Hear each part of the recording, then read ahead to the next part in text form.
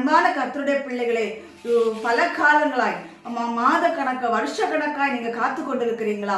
சோர்ந்து போகாதிருங்கள். உங்களுடைய பலன் சீக்கிரமாய் வரப்போகிறது. அதற்காக தான் கர்த்தர் நாட்கள் உங்களுக்கு வார்த்தை கொடுக்கிறார்.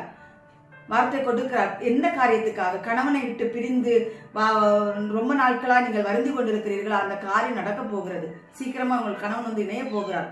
இன்னும் குழந்தை பாக்கியம் இல்லையா? குழந்தை பாக்கியம் கிடைக்க போகிறது. அதே மாதிரி நோய்வாய்ப்பட்டு கிடக்கிறீங்களா? உங்களுக்கு சுகத்தை தேவன் தரப்போகிறார். தீராத வியாதி தேவன் மாற்ற போகிறார்.